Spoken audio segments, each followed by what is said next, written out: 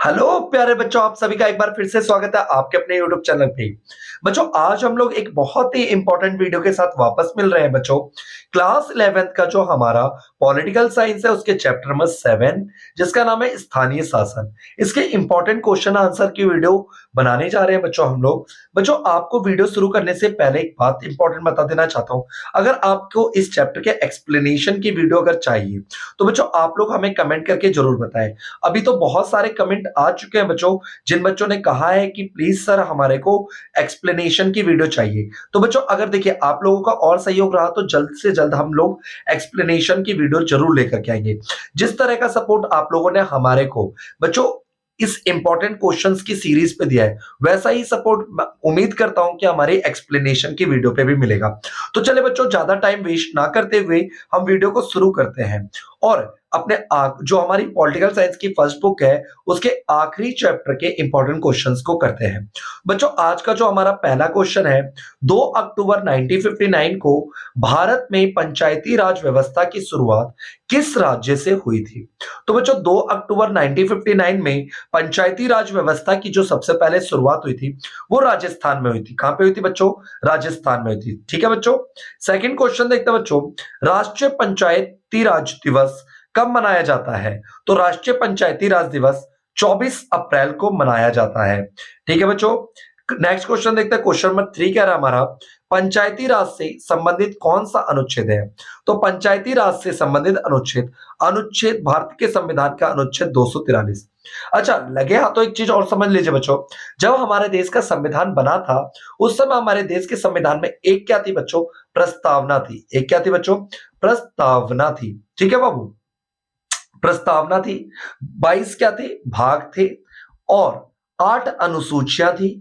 8 अनुसूचियां और 395 अनुच्छेद थे। ठीक है, जिसमें से पंचायती राज के बारे में हमारे संविधान के अनुच्छेद 243 में बताया गया है। क्वेश्चन नंबर 4 क्या रहा है बच्चों, पंचायती राज व्यवस्था का मुख्य उद्देश्य क्या है? तो पंचायती राज व्यवस्था का मुख्य उद्देश्य है प्रशासन में लोगों की भागीदारी को सुनिश्चित करना। ठीक है बच्चों, इसका सही उत्तर हो गया option number B. Next question देखते हैं। क्वेश्चन नंबर 5 कह रहा है हमारा, भारत में प्रथम नगर निगम की स्थापना कहां की गई थी? तो देखो बच्चों, पंचायती राज अलग होता है और नगर निगम अलग होता है। नगर निगम जो होता है शहरों में होता है और पंचायती राज जो होता है वो ग्रामीण क्षेत्रों में होता है। भारत में प्रथम नगर निगम की स्थापना कहां पे की गई थी? क्वेश्चन ये कह रहा है हमारा। तो इसका सही उत्तर है बच्चों मद्रास। ये मद्रास लिखा हुआ है, मिसप्रिंट है बच्चों, मद्रास होना चाहिए था। क्वेश्चन नंबर 6 है बच्चों, शहरी स्थानीय शासन से संबंधित कौन सा संविधान संशोधन है? तो शहरी शासन से संबंधित कौन सा संविधान संशोधन है? तो इसका सही उत्तर है बच्चों 74वां संविधान संशोधन। देखो बच्चों, पहले एक चीज समझ लो, 73वां संविधान संशोधन ग्रामीण क्षेत्रों से संबंधित था और 74वां संविधान संशोधन जो था शहरी स्थानीय शासन से संबंधित था। ठीक है बच्चों, यहाँ पे आप कंफ्यूज मत होइएगा, बिल्कुल भी आराम से देखते रहिए। ठीक है, क्वेश्चन नंबर 7 है बच्चों हमारा, निम्नलिखित में से किस राज्य में पंचायती राज संस्था नहीं है? निम्न में से किसमें पंचायती राज संस्था नहीं है? तो इसका सही उत्तर हो गया बच्चों हमारा नागालैंड। नागालैंड में पंचायती राज व्यवस्था नहीं है। क्वेश्चन नंबर 8 है बच्चों हमारा, जिला परिषद व ग्राम पंचायत के मध्य निम्न में से क्या स्थित है? देखिए, जिला परिषद और ग्राम पंचायत के बीच में होता है बच्चों ब्लॉक समिति। क्या होता है बच्चों? ब्लॉक समिति। क्वेश्चन नंबर 9 है बच्चों, निम्नलिखित में से किसका प्रत्यक्ष चुनाव होता है? निम्न में से किसका प्रत्यक्ष चुनाव होता है? तो बच्चों इसका सही उत्तर है हमारा ग्राम पंचायत। ग्राम पंचायत का चुनाव प्रत्यक्ष रूप से होता है।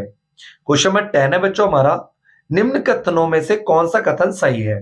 तो देखते हैं बच्चों, ग्राम पंचायत का अध्यक्ष सरपंच होता है। सही बात है ये तो। पंचायत समिति का अध्यक्ष चेयरमैन द्वारा किया जाता है। नहीं, बिल्कुल गलत। जिला परिषद की अध्यक्ष चेयरमैन द्वारा बनाया जाता है। गलत। सरपंच व चेयरमैन का चुनाव लोगों द्वारा प्रत्यक्ष होता है। गलत। तो इसका सही उत्तर हो जाएगा option number A. Question number 11 देखते हैं बच्चों, ग्राम पंचायत के आय स्रोत में निम्नलिखित में से कौन सा नहीं है? सरकारी किराया, घरेलू कर, आयकर, भूमि पर स्थानीय कर। ग्राम पंचायत के आय के स्रोत में निम्न में से कौन सा नहीं आता है, क्वेश्चन पूछ रहा है। तो इसका सही उत्तर हो जाएगा बच्चों, जो हमारा स्थानीय कर होता है ना, स्थानीय कर, ये इसमें नहीं आएगा।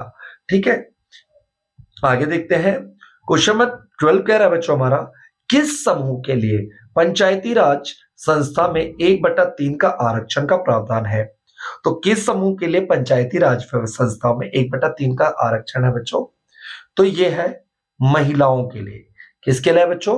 महिलाओं के लिए। ठीक है, आगे देखते हैं। क्वेश्चन नंबर 13 क्या कह रहा है, पंचायती राज चुनाव में भाग लेने के लिए कितनी न्यूनतम आयु आवश्यक है? पंचायती राज में भाग लेने के लिए न्यूनतम आयु कितनी चाहिए बच्चों? 21 वर्ष चाहिए। ठीक है, आपकी उम्र कम से कम 21 साल होनी चाहिए। क्वेश्चन नंबर 14 कह रहा है बच्चों, 73वां संविधान संशोधन लागू होने के बाद पंचायतों के प्रत्यक्ष चुनाव किस राज्य में सबसे पहले हुए थे? तो देखिए, 73वां संविधान संशोधन लागू होने के बाद सबसे पहले जो प्रत्यक्ष रूप से चुनाव हुए थे वो आंध्र प्रदेश में हुए थे। ठीक है बच्चों, क्वेश्चन नंबर 15, इन चीजों को आप याद रखा करें, क्योंकि मैं वीडियो के बीच में क्या है ना कि इधर उधर की बातें नहीं करता हूं, कि लगातार पढ़ाते जाता हूं तो कई बच्चे क्या होते हैं, बोर फीलियत करने लगते हैं। बोरियत ना फील करें बच्चों। ठीक है, आप अपने कंसंट्रेशन को बना के रखें और वीडियो को अंत तक जरूर देखा करें हमेशा, ये याद रखिए।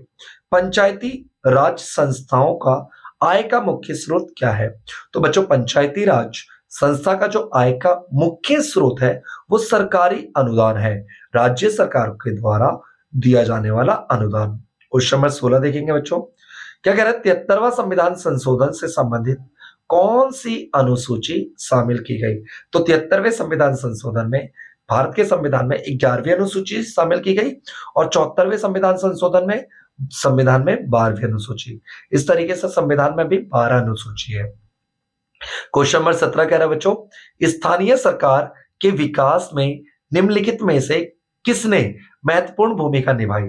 तो इसका सही उत्तर हो जाएगा लॉर्ड मेमो। ठीक है बच्चों, लॉर्ड मेमो की मिसप्रिंट है, लॉर्ड मेयो होना चाहिए था। ठीक है बच्चों, आगे देखते हैं।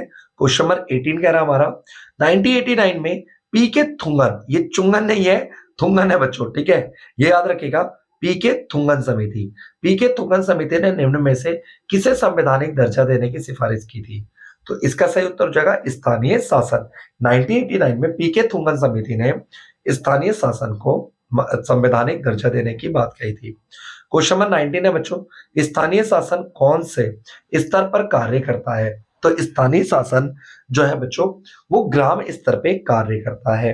अच्छा, कौन से स्तर पे काम नहीं करता है पूछ रहा है, तो राज्य स्तर पे काम नहीं करता, जिला स्तर पे करता है, ब्लॉक स्तर पे करता है और ग्राम स्तर पे करता है। ठीक है बच्चों, आगे देखते हैं। अगला क्वेश्चन कह रहा है हमारा, क्वेश्चन नंबर 20 कह रहा है, स्थानीय शासन का प्रमुख उद्देश्य क्या है? राजनीति में महिलाओं की भागीदारी को बढ़ाना? हाँ जी, बिल्कुल सही बात है। लोगों को वित्त उपलब्ध कराना? नहीं। शक्तियों का विकेंद्रीकरण करना? सही। इसका सही उत्तर हो जाएगा अ और स दोनों। ठीक है बच्चों, इसका उम्मीद करता हूं यहां तक आपको बिल्कुल सही अच्छे तरीके से समझ आए होंगे। आगे जो हमारे शॉर्ट क्वेश्चन, अच्छा कुछ एक और क्वेश्चन है एमसीक्यू वाला, इसे देख लेते हैं। क्या कह रहा है बच्चों, स्थानीय शासन के निकायों को संवैधानिक दर्जा प्रदान करने की सिफारिश किस समिति ने की थी तथा कब की थी? सही विकल्प का चयन करें। तो देखिए बच्चों, अभी मैंने आपको बताया था पी के थुंगन समिति ने 1989 में। ठीक है, तो ये पी के थुंगन है, भुंगन मत कर दीजिएगा, ये कई जगहों पे मिसप्रिंट हो रखा है। ठीक है, ये आपकी बुक्स में मिसप्रिंट है। क्वेश्चन नंबर सेकंड कह रहा है बच्चों, स्थानीय शासन की विचारधारा का विचार किस देश से ग्रहण किया गया है? तो स्थानीय शासन का जो विचारधारा है बच्चों वो ब्राजील से लिया गया। कहां से लिया गया बच्चों? ब्राजील से। संविधान का 73वां तथा 74वां संविधान संशोधन संसद में कब पारित हुआ तथा इसे कब लागू किया गया? तो देखो बच्चों, जो 73वां संविधान संशोधन है ये 1992 में, ठीक है, और 74वां संविधान संशोधन 1993 में। ठीक है बच्चों, याद रखना 73वें संविधान संशोधन के द्वारा ग्रामीण क्षेत्रों में स्थानीय शासन आया था और 74वें के द्वारा नगरों में स्थानीय शासन की स्थापना हुई थी। चौथा क्वेश्चन देखते हैं बच्चों, स्थानीय शासन संविधान की डैश सूची का विषय है। तो स्थानीय शासन जो हमारा राज्य सूची का विषय, कौन सी सूची का बच्चों? राज्य सूची का विषय है। ठीक है बच्चों, आगे क्वेश्चन नंबर देखिए, 3 सूचियां होती है, मैंने पिछले क्लासों में आपको बता रखी है, संघ सूची, राज्य सूची, संवर्धित सूची। क्वेश्चन नंबर 5 कह रहा है बच्चों, त्रिस्तरीय ढांचे से क्या अभिप्राय है? त्रिस्तरीय ढांचा क्या होता है? जो हमारा पंचायत होता है ना बच्चों, 3 स्तर का होता है। ठीक है, सबसे नीचे ग्राम पंचायत, उसके ऊपर ब्लॉक समिति, सबसे ऊपर होता है जिला परिषद। ठीक है बच्चों, ये त्रिस्तरीय ढांचा कहलाता है। क्वेश्चन नंबर 6 है बच्चों, ग्राम सभा का सदस्य कौन सा व्यक्ति होता है? तो ग्राम सभा का सदस्य कौन सा व्यक्ति होता है? वह सभी व्यक्ति होते हैं जो 18 वर्ष की आयु पार कर चुके होते हैं और उनका मतदाता सूची में नाम पंजीकृत होता है। क्वेश्चन नंबर 7 है बच्चों, ग्राम पंचायत व नगर पालिकाओं के चुनाव में कितने वर्षों के लिए किया जाता है? तो ग्राम पंचायतों के जो चुनाव होते हैं ये सब नगर पालिका के 5 वर्षों के लिए होते हैं। ठीक है बच्चों। क्वेश्चन नंबर 8 इंपॉर्टेंट क्वेश्चन है, पंचायती राज की संस्थाओं में महिलाओं के लिए डैश प्रतिशत का आरक्षण की व्यवस्था की गई है? तो 1/1/3। ठीक है बच्चों, आगे देखते हैं कुछ और एमसीक्यू क्वेश्चंस हैं। संविधान के किस अनुच्छेद के द्वारा 11वीं अनुसूची के विषय को प्रांतीय सरकार पंचायतों को दे सकती है? सही विकल्प का चयन करें। तो पंचायतों से जुड़ा अनुच्छेद एक ही है बच्चों, अनुच्छेद 243। ठीक है। क्वेश्चन नंबर 10 कह रहा हमारा, पंचायती राज संस्थाओं के चुनाव की जिम्मेदारी किस अधिकारी को दी गई है? तो पंचायती राज संस्थाओं के चुनाव की जिम्मेवारी जो है राज्य चुनाव आयुक्त के अधीन आता है। क्वेश्चन नंबर 11 है बच्चों, नगर निगम के चुनावों के लिए उम्मीदवार की आयु डैश होनी चाहिए? उम्मीदवार के लिए आपकी आयु 21 वर्ष होनी चाहिए। ठीक है बच्चों, आगे देखते हैं क्वेश्चन नंबर 12 कह रहा हमारा, निम्नलिखित को सही करके लिखना है। ठीक है, जो गलत लाइन है उसको सही करके। 73वें संविधान संशोधन का संबंध केंद्र के स्थानीय शासन से जुड़ा हुआ है? नहीं, केंद्र के नहीं बच्चों, गांव के, केंद्र की जगह क्या आ जाएगा, गांव के स्थानीय शासन से जुड़ा है। अगला क्या कह रहा है सेकंड, अनुसूचित जाति तथा अनुसूचित जनजातियों के लिए उनकी मांग के अनुपात, मांग नहीं बच्चों, मांग क्या जाएगा, जनसंख्या के अनुपात के आधार पे आरक्षण का प्रावधान है। आगे देखते हैं, 74वां संवैधानिक संशोधन का संबंध गांव के स्थानीय शासन से जुड़ा हुआ है। तो बच्चों 74वां संविधान संशोधन गांव के स्थानीय शासन से नहीं, कहां से, नगरों के स्थानीय शासन से जुड़ा है। चलिए आगे देखते हैं बच्चों, क्वेश्चन नंबर 13 जो हमारा सही या गलत बताना है। कृषि सिंचाई 11वीं अनुसूची के विषय में है? सही बात है। कृषि और सिंचाई कहां पे आता है बच्चों? कृषि और सिंचाई जो हमारा है यह हमारा स्थानीय शासन में आता है। कहां पे? 73वें संविधान संशोधन के द्वारा किसे जोड़ा गया था? 11वीं अनुसूची और ग्रामीण क्षेत्र में स्थानीय शासन। तो ठीक है बच्चों, शिक्षा ग्रामीण विद्युतीकरण 11वीं अनुसूची के विषय में नहीं आता है, गलत बात, 11वीं सूची में आता है। सभी प्रदेशों व पंचायती राज व्यवस्था त्रिस्तरीय शासन ढांचे की होती है। ठीक है, तो इसका उत्तर हो जाएगा बच्चों सही। धन अभाव स्थानीय शासन के समक्ष एक समस्या है? सही बात है, धन का अभाव एक समस्या है।